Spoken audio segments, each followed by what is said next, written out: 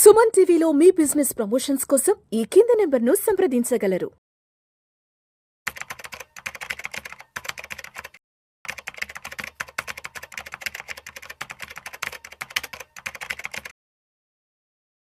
నమస్తే, welcome to Vishnu talks. నేను మీ విష్ణు. ప్రస్తుతం నాతో పాటు NISM and CRISIL certified wealth manager Revanth Chalamala ఉన్నారు. వారితో మాట్లాడదాం. నమస్తే రేవంత్. నమస్తే అండి. Revanth, welcome to Vishnu talks. Thank you so much. So Revanth, అమెరికాలో ఆర్థిక మాంద్యం వచ్చే అవకాశాలు ఉన్నాయి, సూచనలు ఉన్నాయంటూ కూడా సాక్షాత్తు అమెరికా దేశ అధ్యక్షుడు డొనాల్డ్ ట్రంప్ గారే కొన్ని హింట్లు ఇవ్వడం జరిగింది. అదేవిధంగా ఆ దేశానికి సంబంధించిన ఆర్థిక శాఖ మంత్రులు కూడా దీనికి సంబంధించి కొన్ని కీలక వ్యాఖ్యలు చేస్తున్నారు. ఒకవేళ ఆర్థిక మాంద్యం కనుక అమెరికాలో వస్తే దాన్ని అంటే ఎటువంటి జాగ్రత్తలు తీసుకోవాలి, ఎటువంటి ఫ్రేమ్వర్క్ రెడీ చేసుకోవాలంటూ కూడా దాని మీద కొంత వర్కౌట్స్ కూడా మొదలుపెట్టింది అమెరికా ప్రభుత్వం. ఒకవేళ అమెరికాలో గనక ఆర్థిక మాంద్యం వస్తే అది భారత పైన ఎటువంటి ప్రభావం చూపే అవకాశం ఉందంటారు? అసలు గత 40-45 సంవత్సరాలలో అసలు ఈ ఆర్థిక మాంద్యం భయాలు అనేవి ప్రపంచ దేశాలను ఎంత ఎత్తున భయపెట్టాయంటారు అసలు? సో రిసెషన్ అనేది మార్కెట్కి కొత్త ఏం కాదు. యుఎస్లో గతంలో కూడా 40-45 సంవత్సరాలు కదా, అంతకుముందు కూడా రిసెషన్స్ వచ్చినటువంటి సందర్భాలు ఎన్నో ఉన్నాయి. మార్కెట్కి మనం కొత్త, కానీ మార్కెట్కి రిసెషన్ అనేది కొత్త కాదు. మార్కెట్లో రిసెషన్ అనేది ఒక భాగం మాత్రమే. ఇప్పుడు మనకి ప్రతిరోజు ఆరోగ్యంగానే ఉంటామా? ఎప్పటికప్పుడు జలుబు వస్తుంది, దగ్గు వస్తుంది, సివియర్ ఫీవర్ వస్తుంది, అవుతూనే ఉంటాం, రైట్? సో ఇది రిసెషన్ అనేది అటువంటిదే. మార్కెట్లో కామన్ గా జరిగేటువంటి ఒక యాక్టివిటీయే. So recession is an opportunity అని అంటారు సహజంగా. సో మంచి మంచి ముత్యాలన్నీ కూడా మనకి అట్టడుగును ఉంటాయి కాబట్టి రిసెషన్ వచ్చినప్పుడు దొరుకుతాయి మంచి మంచి ఆపర్చునిటీస్ అన్నీ కూడా.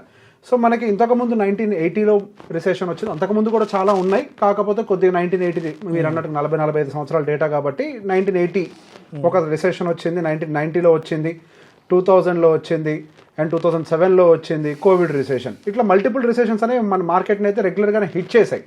సో ఫస్ట్ కొన్ని పాయింట్స్ మనం అబ్జర్వ్ చేసుకోవాలి. సో బేసిక్గా ప్రీవియస్గా రిసెషన్స్ హిట్ అయినప్పుడు మన ఇండియన్ మార్కెట్స్ ఎంత కరెక్షన్కి గురయ్యాయి, ఎన్ని నెలల పాటు కరెక్ట్ అయ్యాయి, అండ్ ఎన్ని నెలల పాటు రికవరీ పట్టింది.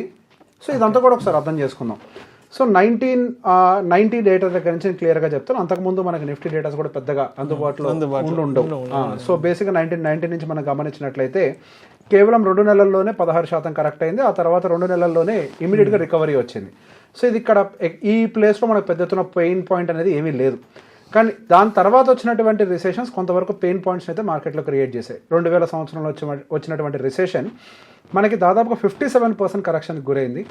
19 months దాదాపుగా 1.5 year వరకు కూడా కరెక్షన్ మనకి జరిగింది మార్కెట్లో. అండ్ అక్కడి నుంచి మళ్ళీ మనకి ప్రీవియస్ కరెక్షన్ని బ్రేక్ చేసి పైకి వెళ్ళడానికి 38 months టైం పట్టింది. అంటే దాదాపుగా 3 సంవత్సరాలు పైన మనం సెన్సెక్స్ చార్ట్లో చూసిన దాని ప్రకారం అయితే. సో కరెక్షన్ మనకి 18 నెలలు పడితే రికవరీ ఆల్మోస్ట్ దానికి డబుల్ పట్టింది మనకి. అండ్ ఆ తర్వాత వచ్చినటువంటి 2007 రిసెషన్ చాలా ఫాస్ట్ అండ్ ఫేరియస్గా ఉంది. అది దాదాపుగా మనకి 63% కరెక్షన్ మనకి వితిన్ 9 monthsలో జరిగిపోయింది. అండ్ అక్కడి నుంచి రికవరీ దాదాపుగా మనకి 64 months పట్టింది. 64 నెలలు అంటే సుమారుగా 5 సంవత్సరాల టైం, 5 సంవత్సరాల రికవరీ టైం పట్టింది మనకి. అండ్ దాని తర్వాత వచ్చినటువంటి రిసెషన్ మనకి కోవిడ్ టైం, ఇది వన్ ఆఫ్ ద ఫాస్టెస్ట్ అనుకోవచ్చు. సో కేవలం మనకి 2-3 నెలల్లోనే కరెక్షన్ అంతా జరిగిపోయింది. 3 నెలల టైం ఫ్రేమ్లో మొత్తం జరిగిపోయింది. అక్కడి నుంచి రికవరీ కూడా 8 నెలలు 9 నెలల టైం ఫ్రేమ్లోనే జరిగిపోయింది. సో బేసిక్గా మనకి ఈ కోవిడ్ అనేది ఒక ఈవెంట్ బేస్డ్ రిసెషన్. అది మనకేమది ఎకనామిక్ రిలేటెడ్ రిసెషన్స్ కాదు. అంతకుముందు ఉన్నటువంటి రిసెషన్స్ 2 కూడా మనకి ఎకనామిక్ రిలేటెడ్ రిసెషన్స్గా మనం పరిగణించవచ్చు. ఓకే, 1980 కానీ 1990స్లో కానీ ఇవన్నీ కూడా ఈవెన్ మనకి 2000 రిసెషన్స్ కానీ అండ్ మనకి లీమన్ బ్రదర్ కొలాప్స్ కానీ ఇవన్నీ ఎకనామిక్ రిలేటెడ్ రిసెషన్స్ అని అంటాం ఇప్పుడు.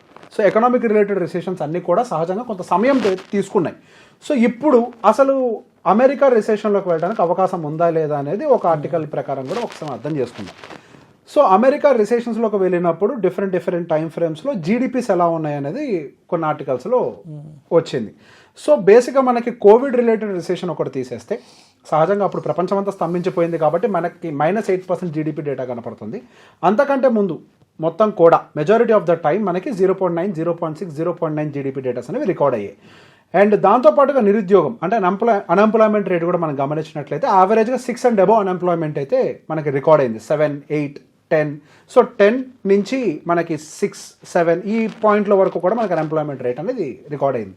సో కరెంట్ మనకి యూఎస్ అన్ఎంప్లాయ్మెంట్ రేట్ ఎట్లుందో ఒకసారి గమనిస్తే మనకి 4.1 కరెంట్ అన్ఎంప్లాయ్మెంట్ రేట్ అనేది కనపడుతుంది. సో ఇప్పటి వరకు మనం ఇంకా 6 కూడా క్రాస్ చేసింది అయితే లేదు. సో 4.1 దగ్గర ఉన్నాం. 4.1 నుంచి మనం 6 కూడా దాటి వెళ్తామా అని అంటే దాటి వెళ్ళడానికి కూడా అవకాశాలు ఉన్నాయి. ఈవెన్ మనకి గవర్నమెంట్ సైడ్ నుంచి కూడా మనకు కొంతవరకు అన్ఎంప్లాయ్మెంట్ పెరిగే అవకాశాలు ఉన్నాయి, ఉద్యోగాలు తగ్గిస్తామని వాళ్ళు కూడా చెప్తున్నారు. సో ఓవరాల్ ఈ అన్ఎంప్లాయ్మెంట్ అనేది మరింతగా పెరిగే అవకాశాలు అయితే బేసిక్గా ఉన్నాయి, అందులో ఎటువంటి డౌట్ లేదు. నెక్స్ట్ వచ్చేసరికి జీడిపి డేటా. జీడిపి మనకి ఇప్పుడు యాజ్ ఆఫ్ నో ఏదో 2.4 ఏదో నోట్ అవుతున్నట్టుంది యూఎస్డి. సో తగ్గుతుందా, కాంట్రాక్ట్ అవుతుందా అని అంటే going further there is a very high probability contract అవ్వటానికి. సో నార్మల్గా ఈ టారిఫ్ రిలేటెడ్ ఇష్యూ కనుక లేకపోయి ఉంటే కాంట్రాక్షన్ మేబీ కొంత సమయం పట్టుండేదేమో. కాకపోతే ఇప్పుడు టారిఫ్ రిలేటెడ్ ఇష్యూస్ కూడా కిక్ ఇన్ అయ్యాయి కాబట్టి మనకి జీడిపి కాంట్రాక్షన్ అనేది జరగడానికి చాలా హై ప్రాబబిలిటీ ఉంది. ఇక్కడ ఒక సమస్య ఏంటి అని అంటే మనకి జీడిపి నెంబర్స్ 2 క్వార్టర్స్ కన్సిక్యూటివ్గా తక్కువ వచ్చిన తర్వాత రిసెషన్ అనేది అఫీషియల్గా డిక్లేర్ చేస్తారు. దీని ఒక ల్యాగ్ ఇండికేటర్ అని పిలుస్తాం మనం. జీడిపి నెంబర్ అనేది సహజంగా లేట్గా వస్తుంది కదా, 2 క్వార్టర్స్ అంటే ఆ క్వార్టర్ కంప్లీట్ అయిపోయిన తర్వాత యాక్చువల్గా జరగాల్సిన ఎకానమీలో జరగాల్సిన డ్యామేజ్ అంతా జరిగిన తర్వాత వచ్చేది జీడిపి నెంబర్.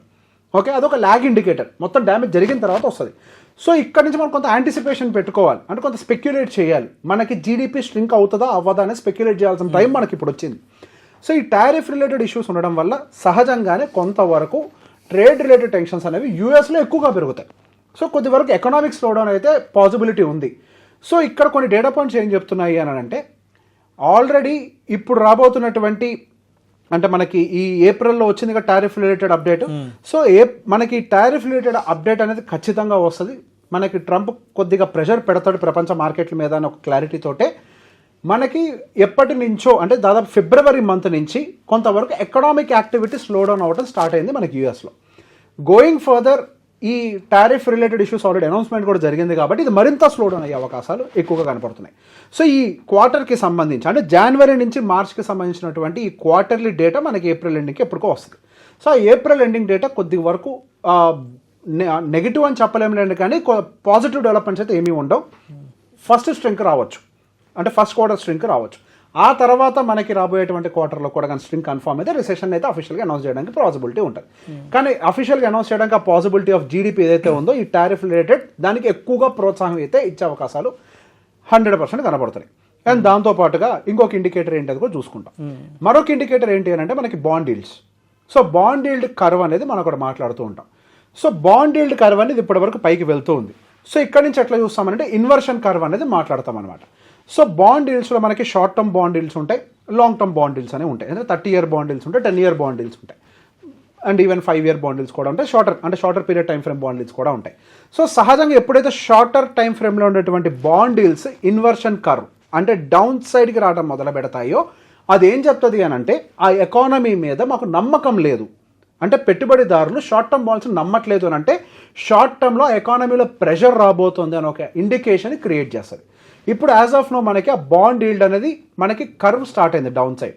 సో అది కూడా ఒక రకమైన ఇండికేటర్ మనకి రిసెషన్ యూఎస్ మార్కెట్లో కిక్ ఇన్ అవ్వడానికి కొన్ని ప్రాబబిలిటీస్ ఉన్నాయని. ఓకే, గోయింగ్ ఫర్దర్ రిసెషన్ రావచ్చేమో అని ఒక ప్రెషర్ అంటే ఉండొచ్చేమో అని ఒక మాటని ట్రంప్ గారి నోటి నుంచి కూడా విన్నాం. ఒకవేళ యూఎస్లో రిసెషన్ కనుక ట్రిగ్గర్ అయితే ఇండియన్ మార్కెట్స్కి ప్రాబ్లం ఉంటుందా? సో బేసిక్గా ఒక మాట చెప్తూ ఉంటారు, యూఎస్ మార్కెట్కి జలుబు చేస్తే ప్రపంచ మార్కెట్లు తుమ్ముతాయి అని.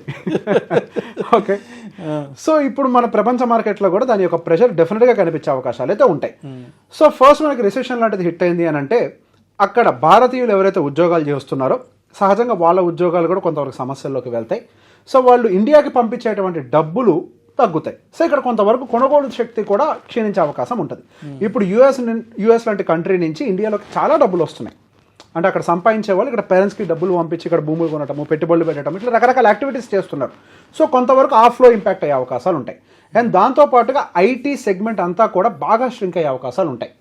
ఎందుకు? మన ఐటీ సెగ్మెంట్ అంతా కూడా ఎక్కువ యూఎస్ ఎకానమీ మీద డిపెండ్ అయి ఉంటుంది. సో యూఎస్ ఎకానమీ వీక్గా ఉంది అని అంటే ఇక్కడ ఇండియాలో కూడా లే ఆఫ్స్ అనేవి ఎక్కువగా జరిగే అవకాశాలు ఉంటాయి. సో ఇండియన్ ఐటీ సెగ్మెంట్లో ఎవరైతే ఎంప్లాయిడ్గా ఉన్నారో వాళ్ళందరికీ లే ఆఫ్ ఫియర్ అనేది ఎక్కువగా పెరగచ్చు. అండ్ దాంతోపాటుగా ఇక్కడ సహజంగా రిసెషన్ ఫియర్ కిక్ ఇన్ అయినప్పుడు శాలరీస్ కూడా హాఫ్ చేసేస్తారు.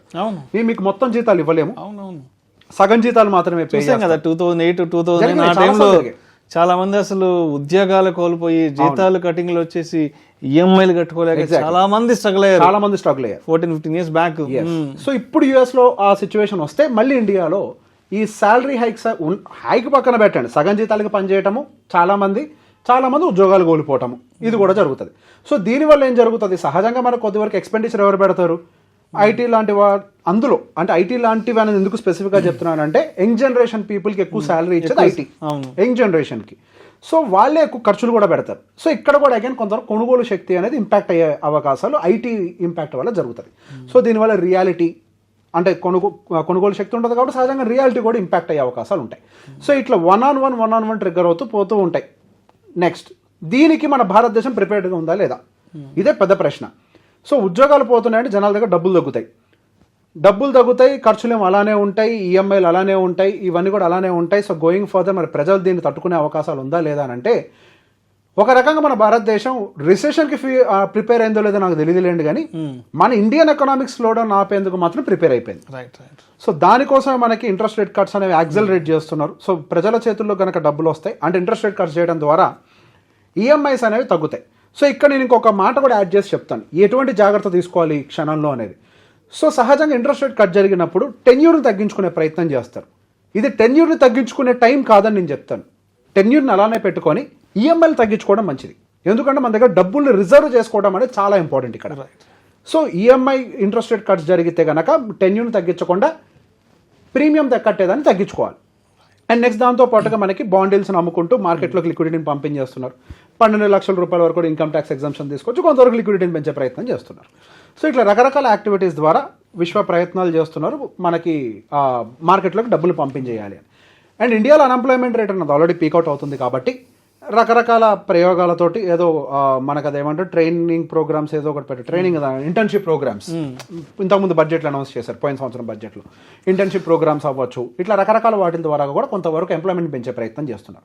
అండ్ దాంతోపాటుగా ఎంఎస్ఎంఈని కూడా కొద్దిగా బూస్ట్ చేసే ప్రయత్నం చేస్తున్నారు. సో ఎంఎస్ఎంఈ అనేది మన భారతదేశం చాలా కీలకమైంది, చాలా మటుకు మన భారతదేశం అంతా కూడా అన్ఆర్గనైజ్ సెక్టార్గా ఉంది, ఇప్పుడు కొద్దిగా ఆర్గనైజ్ అవుతుంది. కానీ సో ఈ ఎంఎస్ఎంఈకి బూస్ట్ చేసే ప్రయత్నం చేస్తే వాటిలో కూడా కొంత క్యాష్ సర్క్యులేషన్ జరుగుతుంది. సో దట్ రూటెడ్ లెవెల్ పీపుల్కి డబ్బులు అందుబాటులోకి వెళ్తాయి. సో ఈ ప్రయత్నం కూడా చేస్తుంది కాబట్టి కొంతవరకు మార్కెట్ మన దగ్గర కొంతవరకు అంటే మన ప్రభుత్వం కొంతవరకు అయితే ప్రిపేర్డ్గానే ఉంది. యాక్చువల్గా ప్రిపేర్డ్గా లేనిది ఎవరు అని అంటే యుఎస్ గవర్నమెంట్. సో యుఎస్ గవర్నమెంట్లోనే అసలు సమస్య ఉంది, యుఎస్ ఎకానమీలోనే అసలు సమస్య ఉంది అని ఇలా 1.5 years బ్యాక్ నుంచి చెప్తున్నాను. ఇదే మాట, ఇండియన్ ఎకానమీలో యాక్చువల్గా సమస్య లేదు, ప్రాబ్లం అంటూ ట్రిగ్గర్ అయితే యూఎస్ మార్కెట్లోనే ట్రిగ్గర్ అవ్వాలి. దానికి గల కారణం ఏంటంటే ఫిజికల్ డెఫిషియట్ అనేది వాళ్ళు కట్టలేని స్థాయి కూడా వెళ్ళిపోయింది. దాదాపు 128 trillion ఏదో $1.4 trillion లాస్ట్ ఇయర్ కూడా పెంచుకున్నారు. అంటే అది పెరుగుతూ పోతూ ఉంది. దాంతోపాటుగా వాళ్ళ ఎకానమీ కనుక స్లో డౌన్ అయితే దానికి కట్టాల్సిన వడ్డీలు కూడా వీళ్ళు కట్టలేరు. సో దాని మీద కొంత భారం పడుతుంది. ఆ భారాన్ని తగ్గించుకునే ప్రయత్నమే యాక్చువల్గా ఇప్పుడు పెట్టే టారిఫ్స్. టారిఫ్లు ఎందుకు తీసుకొచ్చారు అని అంటే they know that America will hit recession, దాన్ని మనం ఎట్లాగో ఆపలేము. కానీ ఇక్కడ ఆల్రెడీ ఉన్నటువంటి ఫిజికల్ డెఫిషిట్ దానికి అప్పులకి మనం వడ్డీలు కట్టాలి కాబట్టి ఈ టారిఫ్ల ద్వారా వచ్చేటువంటి ఎక్స్ట్రా డబ్బులు ఏవైతే ఉంటాయో అది వడ్డీలు తీసుకోవడానికి కొద్దిగా అప్పులు తీసుకోవడానికి ఉపయోగపడుతుంది. మనకు పాయింట్లో టారిఫ్లను కూడా మొండిగా ఇంట్రడ్యూస్ చేశారు. ఇప్పుడు ట్రంప్ ఏం పిచ్చోడు కాదు కదా, రిసెషన్ హిట్ అవుతుంది అన్నా కానీ టారిఫ్లను తీసుకొని రావడానికి వాళ్ళ ఆర్థికవేత్తలు అందరూ ముందే చెప్పుంటారు కదా, కానీ అదొక సొల్యూషన్లో కనపడుతుంది వాళ్ళకి. ఎకానమీ స్లో డౌన్ అయితే మనకి టారిఫ్స్ అనేవి కొద్దిగా సపోర్ట్ చేస్తాయి. సో మనం కూడా కొంతవరకు ప్రజలకు సపోర్ట్ చేయడం కానీ ఫిజికల్ డెఫిషియన్ తగ్గించుకునే ప్రయత్నం కానీ చేయొచ్చు అనే ఒక ప్రయత్నంలో మనకి ఇవన్నీ కూడా జరుగుతున్నాయి. సో గోయింగ్ ఫర్దర్ మార్కెట్ అయితే డెఫినెట్గా మనకి హార్డ్ ల్యాండింగ్ జరిగే అవకాశాలు అయితే ఉన్నాయి.